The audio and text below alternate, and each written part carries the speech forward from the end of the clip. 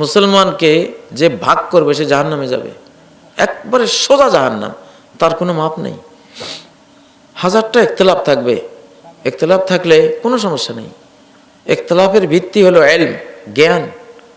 ইখতিলাফের ভিত্তি হলো ইজতিহাদ, গবেষণা। ইখতিলাফের ভিত্তি হলো ইখলাস। সে গবেষণা করতে করতে করতে এটা এইভাবে জানছে, তার উপরে ওটাই ফরজ, এমনি আমল করো। আরেকজন গবেষণা করতে করতে সে একটু আলাদাভাবে বুঝছে, তুমি ওইভাবে আমল করো। ইসলামের সৌন্দর্য। ইখতিলাফ হয় ইলমের কারণে, জ্ঞানের কারণে। কেউ কোরবানি 7 ভাগে জায়েজ, কেউ বলে না জায়েজ, ইলমের কারণে বলে। কিছু হাদিস এমনভাবে পায় যে এটা এরকম, তাহলে এটা মনে হয় জায়েজ না, বৈধ না। আবার আরেক দল গবেষণা করে, না এটা তো এইভাবে বলা হয়নি, তো আমার বেনে আসতেছে এটা হতে পারে, কোনো সমস্যা নেই। ইখতিলাফের ভিত্তি হলো ইলম। সাহাবীদেরকে নবীজি বলেন, বনু কুরাইজা না গিয়ে আসর পড়িও না। আহজাব যুদ্ধের সময় রাস্তায় আসরের টাইম হয়ে গেল, একদল চিন্তা করলেন নবীজি নিষেধ করছে, আমরা ওখানে গিয়ে পড়বো। আচ্ছা, পড়েছেন। আরেক দল বলল, আল্লাহ বলেছেন ইন্নাস সালাতা কানাত আলাল মুমিনিনা কিতাবাম মাওকুতা, সালাত তো সুনির্ধারিত সময়ে ফরজকৃত ইবাদত, সময় হয়ে গেছে, পড়বো। ওনারা আয়াতের দিকে তাকাইছে, আরেক দল হাদিসের দিকে তাকাইছে, দুই দল হয়ে দুই রকম আমল হয়ে গেছে, ইখতিলাফ, মতভেদ হয়েছে, কোনো সমস্যা নেই, হতেই পারে। কিন্তু দুই দল ভাই ভাই, মধুর সম্পর্ক। মুমিনে হাজার ইখতিলাফ থাকবে ইলমের কারণে, কিন্তু ইফতিরাক, মতভেদ, দলাদলি থাকতে পারবে না। যে আলাদা মনে করবে ওদেরকে যে আহলে হাদিস আলাদা, তারা এমন এমন আমল করে, ওরা আলাদা, এইটা যেই লোক মনে করবে সে জাহান্নামে যাবে। উম্মতে মুহাম্মাদিয়াকে ভাগ করার ক্রাইম করেছে, অপরাধ করেছে তুমি, জঘন্য অপরাধী তুমি। এই উম্মতের 72 দল জাহান্নামী, তাদের কোনো দোষ নাই, কোনো গুনার কথা ওই হাদিসে উল্লেখ নাই। যে হাদিসে 72 দলাদলিকারীকে জাহান্নামী বলা হয়েছে, সেই হাদিসে ওদের কোনো অপরাধের কথা উল্লেখই নাই। অপরাধ একটাই, দলাদলি করছে, ভাগ করছে উম্মতকে। এই ভাগের অপরাধে তারা আলেম, তারা খতিব, তারা ওলি আল্লাহ, অনেক কিছু, কিন্তু জাহান্নামে। কেন ভাগ করবা? উম্মত ভাগ করার পারমিশন তোমারে দিল কে? আল্লাহ রাসূল ঐক্যবদ্ধ উম্মত রেখে মারা গেছেন, এরপরে তুমি কি নবী হইছো? ওনার উম্মতকে ভাগ করবার এই ক্ষমতা দিল কে তোমারে? এই ক্ষমতা দিল কে তোমারে? ইফতিরাক হয় হিংসার কারণে, দলাদলি হয় বিদ্বেষের কারণে, আর ইখতিলাফ হয় ইলমের কারণে। এজন্য মাসলা দুই রকম দিছে, দুই আলেমে দুই রকম দিছে। যারটা শুদ্ধ হবে তিনি ডাবল সওয়াব পাবেন, যারটা অশুদ্ধ হবে তিনি 1 সওয়াব পাবেন। বুখারীর হাদিস, ইজা ইজতাহাদাল হাকিম ফাআসাবা ফালাহু আজরান। কোন বিষয়ে ইজতিহাদকারী তিনি যদি সঠিক সিদ্ধান্তটা বের করতে আনতে পারেন, তাহলে 2টা বিনিময় সওয়াব পাবেন তিনি। একটা হলো কষ্টের ইজতিহাদের সওয়াব, চেষ্টা গবেষণা করেছেন, অনেক কষ্ট পরিশ্রম করেছেন, রাতের পর রাত জেগে বই পড়েছেন, স্টাডি করেছেন, এই জন্য 1 সওয়াব। আর শুদ্ধটা বের করতে পেরেছেন, সেই জন্য আরেকটা বাড়তি সওয়াব। আর যিনি ইজতিহাদ গবেষণা করেছেন, শুদ্ধটা বের করতে পারেন নাই, হয়তো ভুল রায় দিয়েছেন, তিনিও 1 সওয়াব পাবেন, কষ্ট যে করেছেন। মতভেদের সমস্যা নেই, মতভেদ তুলে দেওয়ার চেষ্টা যে করবে সে আহাম্মক, বেকুব। পৃথিবীতে কোনো যুগেই মতভেদ তুলে দেওয়ার কোনো সাধ্য কারোই না, এটা থাকবেই। যেটা করতে হবে, মতভেদের কারণে যাতে দলভেদ না হয়। হানাফি আহলে হাদিস ভাই ভাই গলাগুলি, যেটা করবে না, আমি আজকে বলে গেলাম, কিয়ামতের দিন সে দেখবে তার জাহান্নামে নিয়ে যাইতেছে। ওরে কিরে ভাই, তোরা জাহান্নামে নিয়ে, আজকে আমি তো সহি আকীদার লোক, সহি সুন্নাহর লোক, আপনি যে ভাগাভাগি করছেন, ভাগাভাগি করলেন কে? হানাফি আহলে হাদিস ভাই ভাই কেন স্লোগান হবে না? হযরত মুআবিয়া আলী যদি যুদ্ধ করিয়াও ভাই ভাই থাকছেন, যুদ্ধ হয়েছে তারপরও ভাই ভাই। কেমন ভাই ভাই?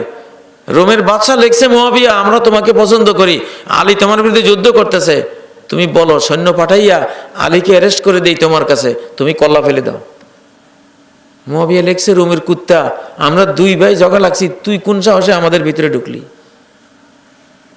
তুই যদি এই হস্তক্ষেপ বর্জন না করস, তো এমন এক বাহিনী আমি তোর বিরুদ্ধে পাঠাচ্ছি, যারা এক মাথা আমার কাছে আর এক মাথা তোর কাছে গিয়ে পৌঁছবে। ওরা তোরে ধরে আমার ভাই আলীর কাছে দেবে, আলী তোর কল্লাটা কেটে আমার কাছে পাঠাবে, তখন আমার মনটা খুশি হবে। এটার নাম মুসলমান।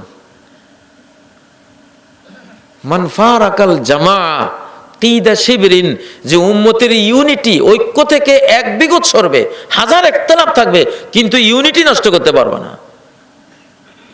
বাইতুল্লাহতে যান, কেউ এমনি নামাজ পড়তেছে হাত ছেড়ে, কেউ এমনি পড়তেছে নাভির নিচে, কেউ এমনি পড়তেছে, কেউ এমনি পড়তেছে, কিন্তু এক ইমামের পিছনে এক ভাই, কারো বিরুদ্ধে কারো কোনো অভিযোগ নেই। এটার নাম মুসলমান, এটাই ইসলাম। এরা সবাই জান্নাতে যাবে। তো মনে রাখবেন, দলাদলির ভিত্তি হলো বাগিয়াম বাইনাহুম, হিংসা বিদ্বেষ। আর ইখতিলাফের ভিত্তি কি? ইলম, জ্ঞান।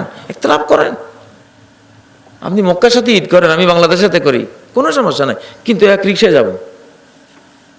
রাজি আছেন? কারা হাত তোলেন দেখি, চাই। আল্লাহ তাআলা কবুল করেন। আমার 2019 সালের ওয়াজ হলো এটা, উম্মতের ঐক্য, উম্মাহ কনসেপ্ট। হাজার মতভেদ, তারপরেও আমরা এক, তারপরেও কি এক। ওমান সাজ্জা সুজ্জা ফিন্নার ইয়াদুল্লাহি আলাল জামা, তিরমিজির হাদিস। ইউনিটির উপরে আল্লাহর হাত, আল্লাহর রহমত।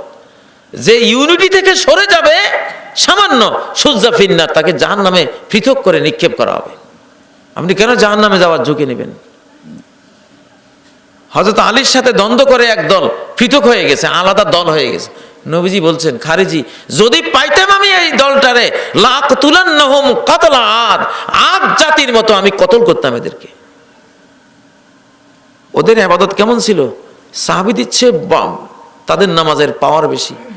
ইয়াহকিরু আহাদুকুম সালাতাহু মা সালাতিহিম, সাহাবীরা তোমরা নিজেদের নামাজ ওদের নামাজের সাথে তুলনা করলে তোমাদেরটাকে হেওয়া মনে করবা।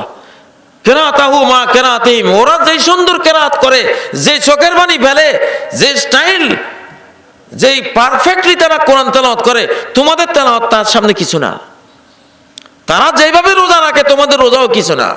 তারপরেও ইসলাম থেকে এমন ভাবে বের হবে যেমন বুলেট দেহভেদ করে চলে যায়, বুলেটের মধ্যে রক্ত নাই, মাংস নাই, ওই বডির কিচ্ছু নেই বুলেটের মধ্যে, তীরের মধ্যে। ঠিক এরা ইসলাম, যারা দল উম্মাহ কনসেপ্ট, উম্মার ইস্তেমা থেকে বেরিয়ে যাবে, যারা উম্মতের ইউনিটি থেকে বাইরে যাবে, নিজেরা বাইরে মনে করবে, এরা 100% বেদিন। ধর্ম বলতে কিছুই থাকবে না, কিছুই নেই এদের। হাজার ইখতিলাফ সত্ত্বেও আমরা এক আল্লাহর বান্দা, এক রাসূলের উম্মত, সবাই এক দেহ এক প্রাণ। এইটা যে মনে করবে না, সে 100% বেদিন। নবীজি বলছেন, দাব্বা ইলাইকুম দাউল উমামে ক্বাবলাকুম, তোমাদের আগের ইহুদি খ্রিস্টানদের রোগ তোমাদের ভিতরেও চলে আসছে। আল হাসাদু ওয়াল বাগদা, হিংসা আর বিদ্বেষ, হিয়াল হালিকা, এই হিংসা বিদ্বেষ কামিয়ে দেবে, সেভ করে দেবে। কি কামিয়ে দেবে? লা কুলু তালিকু শারা, আমি বলছি না কামানো শুনলে তো তোমরা মনে করো চুল কামাবে, এটা চুল কামানোর কথা বলি না। ওয়ালাকিন তালিকুদ্দিন, তুমি যদি কোনো মুসলমান ভাইকে মনের দিক থেকে ভাই মনে না করলা, কাটাপ করে দিলা, তোমার দিন ধর্ম কিচ্ছু থাকবে না। এই হিংসায়, তোমার হিংসা হলো একটা খুর, এই খুর কি কামাবে? তোমার ঈমান কামাবে, তোমার ধর্ম কামাবে, তোমার ইসলাম কামিয়ে দেবে, তাকওয়া পরহেজগারি কামিয়ে দেবে, তোমার গোটা ধর্ম কামিয়ে বেদিন বানাই দিবে তোমার। এই যে বললাম যে আরব জাতি শেষ হয়ে যাবে, কারা মারবে? তারা মুসলমান মারবে। বেঈমানের এ সাধ্য নাই মুসলমান জাতিরে মারে, এ সাধ্য নাই। আজকের মুসলমানদের যোগ্যতার কোনো অভাব নাই। এই ইউনিটি ভঙ্গ করে এত বিশাল জাতিটা আজকে শেষ, এক পয়সাও দাম নাই বর্তমান বিশ্বে আমাদের, আসেনি? দোষটা কি? আমাদের অনৈক্য।